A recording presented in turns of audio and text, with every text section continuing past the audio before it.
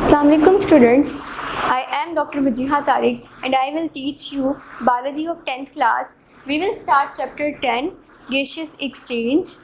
We will discuss this chapter in a very easy manner.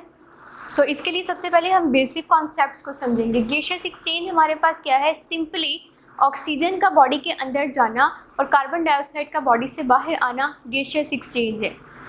Then हमारे पास gaseous exchange होता क्यों है? Gaseous exchange की ज़रूरत क्यों होती है? गेशियस एक्सचेंज की ज़रूरत इसीलिए होती है कि बॉडी के सेल्स को भी रेस्पिरेशन की ज़रूरत है. एक्चुअली बॉडी के सेल्स भी रेस्पायर करते हैं, रेस्पिरेशन करते हैं, जिसके रिज़ल्ट में हमारे पास एटीपी प्रोड्यूस होता है. एटीपी से एनर्जी जनरेट होती है जिससे हम और हमारे बॉडी के सेल्स बॉडी की फंक्शनिंग को परफॉर्म कर सकते हैं इजीली, क्योंकि एनर्जी के बगैर कोई काम नहीं होता, सेल भी काम नहीं कर सकते. तो ब्रीदिंग के ज़रिए जो ऑक्सीजन अंदर जाती है उसके थ्रू एटीपी प्रोड्यूस होते हैं. हमारे पास कार्बन और hydrogen bonds, as you earlier discussed और learned in your 9th class biology, के कार्बन और हाइड्रोजन के बॉन्ड्स टूटते हैं और एनर्जी प्रोड्यूस होती है ऑक्सीजन रिडक्शन रिएक्शंस के थ्रू. अब ये ऑक्सीजन हमारे पास आती कहाँ से है और इसके रिज़ल्ट में हमारे पास जो कार्बन डाइऑक्साइड प्रोड्यूस होती है वो कहाँ जाती है? वो हमारे पास ब्रीदिंग के प्रोसेस के थ्रू होता है. ब्रीदिंग में हमारे पास इन्हेलेशन होती है अपने इन्वायरमेंट से ऑक्सीजन की, of oxygen from environment.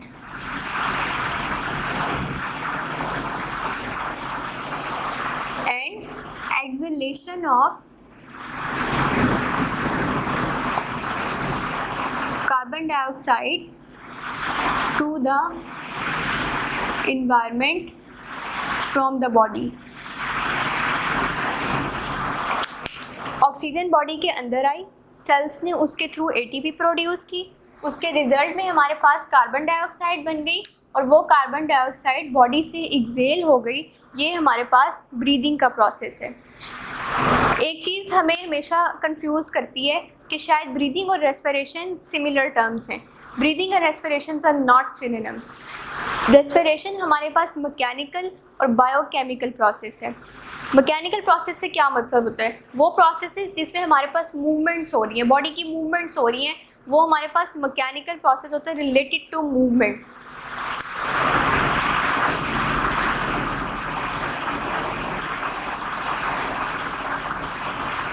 Plus biochemical का मतलब है ऐसे प्रोसेस जिसपे हमारे पास केमिकल रिएक्शंस हो रहे हैं.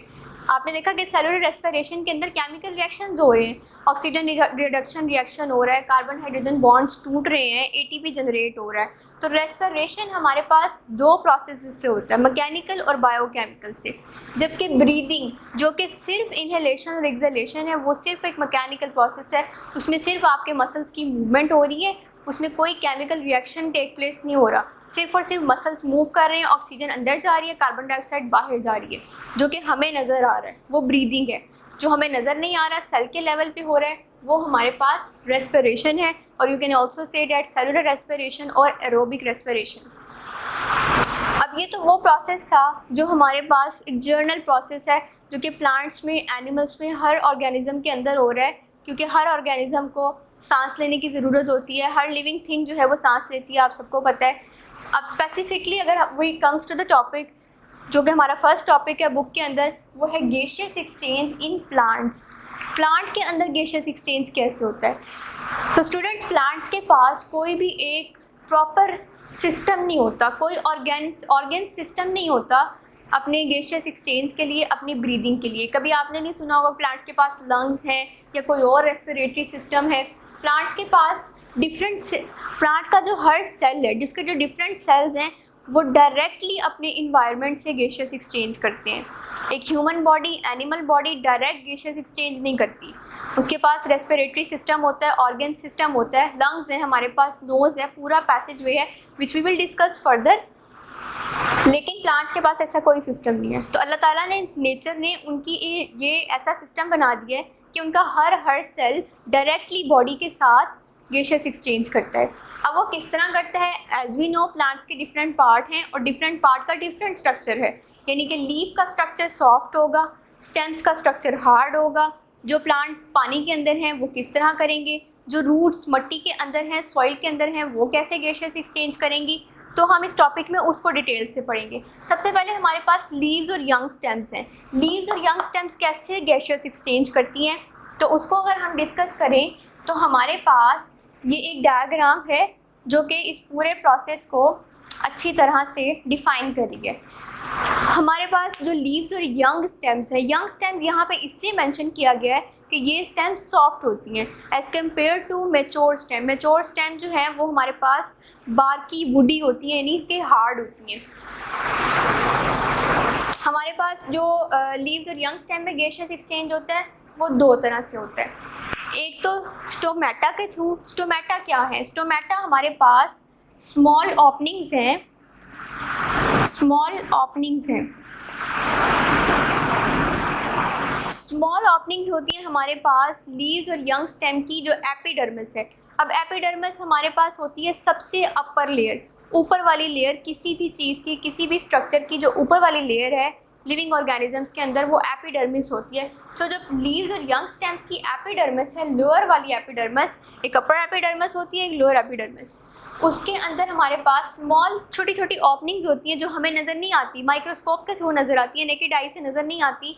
उन स्टोमेटा के थ्रू हमारे पास गैसियस एक्सचेंज होता है, एयर अंदर जाती है और एयर बाहर आती है, यानी ऑक्सीजन अंदर जा रही है और ऑक्सीजन, कार्बन डाइऑक्साइड बाहर आ रही है, या लीव्स में कार्बन डाइऑक्साइड अंदर जा रही है फोटोसिंथेसिस के लिए और ऑक्सीजन रेस्पिरेशन के लिए बाहर। इस तरह अल्टरनेट प्रोसेस होता रहता है। नंबर 1 स्टोमेटा के through, leaves and young stem में स्टोमेटा के थ्रू। अगर ज़्यादा हम बोलें, ज़्यादा सारे ओपनिंग्स हों तो वो स्टोमेटा है, अगर सिंगल की बात करें तो वो स्टोमा कहलाती है, ठीक है। एंड सेकेंड वन जो है वो एयर स्पेसिस के थ्रू।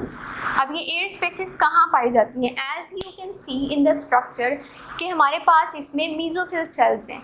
ये मीजोफिल सेल्स के दरमियान में आप देख सकते हैं कि एयर स्पेसिस हैं, स्मॉल एम्प्टी स्पेसिस हैं। इन एम्प्टी स्पेसिस के थ्रू भी गैसियस एक्सचेंज होता है। थर्ड वन हमारे पास क्यूटिकल के थ्रू भी हो सकता है, बहुत माइनर क्वांटिटी में, बहुत लेस अमाउंट में होता है, लेकिन क्यूटिकल के थ्रू भी हो सकता है। क्यूटिकल कहाँ होती है, अपर एपिडर्मिस के ऊपर। आपने देखा है पत्तों के ऊपर, लीव्स के ऊपर जो शाइनी सी सरफेस होती है, वैक्सी सी लेयर होती है, उसको बोलते हैं क्यूटिकल, तो उसके थ्रू भी हो सकती है। सो दीज आर 3 प्रोसेस जिसके थ्रू लीव्स और यंग स्टेम्स के अंदर, स्टोमेटा के थ्रू, एयर स्पेसिस के थ्रू एंड देन क्यूटिकल के थ्रू हमारे पास गैसियस एक्सचेंज हो रहा होता है। अब थोड़ा सा ये डेलिकेट प्रोसेस है, जो प्लांट हैं उनके अंदर गैसियस एक्सचेंज का प्रोसेस इसीलिए डेलिकेट है कि प्लांट के अंदर फोटोसिंथेसिस भी होती है साथ साथ रेस्पिरेशन के। डे टाइम में इनका प्रोसेस डिफरेंट होता है और नाइट में डिफरेंट होता है। उसमें क्या डिफरेंस है, डे टाइम में एज यू कैन नो कि डे टाइम में आपके पास सनलाइट है और सनलाइट के थ्रू फोटोसिंथेसिस होती है, प्लांट अपना फूड खुद प्रिपेयर करते हैं फोटोसिंथेसिस के थ्रू, और उसके लिए सन की ज़रूरत होती है। नाइट टाइम में सन नहीं होता, तो इसीलिए यहाँ पे डिफरेंस आ जाता है। डे टाइम में सब सन होता है तो हमारे पास फोटोसिंथेसिस होती है और प्रोड्यूस होता है as a by product of photosynthesis, oxygen produce होती है। फोटोसिंथेसिस के प्रोसेस के नतीजे में ऑक्सीजन प्रोड्यूस होती है।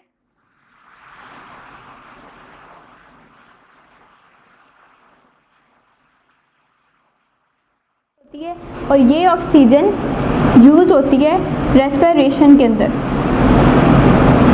प्लांट की रेस्पिरेशन के अंदर। डे टाइम में फोटोसिंथेसिस और रेस्पिरेशन साथ साथ चल रहे होते हैं। फोटोसिंथेसिस से ऑक्सीजन प्रोड्यूस हुई, रेस्पिरेशन में यूज़ होगी, क्योंकि रेस्पिरेशन में तो ऑक्सीजन चाहिए होती है।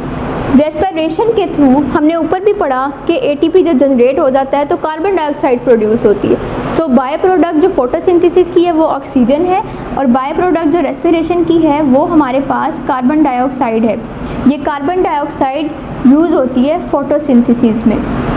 इसी तरह ये साइकिल चलता रहता है और प्लांट को बाहर से कुछ लेने की, इन्वायरमेंट से लेने की ज़रूरत नहीं पड़ती, उसके अंदर ही फोटोसिंथेसिस से ऑक्सीजन प्रोड्यूस हुई, वो रेस्पिरेशन में यूज़ होगी, रेस्पिरेशन से कार्बन डाइऑक्साइड प्रोड्यूस हुई और फोटोसिंथेसिस में यूटिलाइज होगी। लेकिन नाइट टाइम टाइम में क्या होता है, नाइट टाइम में हमारे पास फोटोसिंथेसिस नहीं हो रही होती। जब फोटोसिंथेसिस नहीं हो रही होती तो प्लांट भी एनिमल्स की तरह ऑक्सीजन लेते हैं अपने इन्वायरमेंट से और कार्बन डाइऑक्साइड को रिलीज़ कर देते हैं इन्वायरमेंट के अंदर।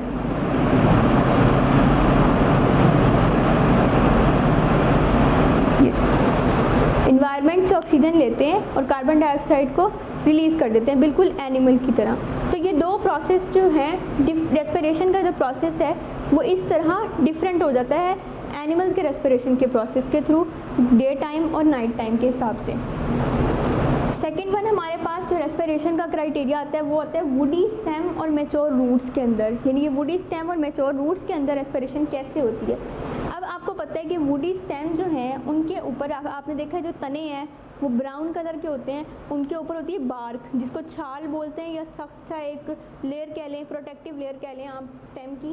तो वो बार्क जो है अब वो आ गई है, तो उसके थ्रू कैसे होगी रेस्पिरेशन। उसके अंदर नेचर ने बार्क की जो लेयर्स हैं उनके अंदर नेचर ने बना दिए हैं लेंटिसेल्स। लेंटिसेल्स भी ओपनिंग्स हैं, जैसे स्टोमा ओपनिंग्स हैं, स्टोमेटा ओपनिंग्स हैं, इसी तरह लेंटिसेल्स भी लेयर्स ऑफ बार्क के अंदर ओपनिंग हैं जिनके थ्रू रेस्पिरेशन होती रहती है, यानी गैसियस एक्सचेंज होता रहता है। Then comes young roots. अब यंग रूट्स जो हैं इसी तरह मैच्योर रूट्स भी, उनके अंदर भी जो सेम प्रोसेस है बार्क के अंदर वही मैच्योर रूट्स के अंदर है। यंग रूट्स के अंदर क्या होता है, यंग रूट्स जो हैं वो सॉइल के अंदर होती हैं, जो बेबी रूट्स होती हैं, न्यू रूट्स होती हैं, यंग रूट्स वो सॉइल के अंदर होती हैं। तो सॉइल के अंदर जो हमारे पास गैसेस का कंटेंट नेचर ने सॉइल के अंदर भी रखा हुआ है, मट्टी के अंदर भी सॉइल के अंदर जो है वो गैसियस कंटेंट होता है, वो उसके थ्रू यानी सॉइल के थ्रू गैसेस एक्सचेंज करती हैं अपना।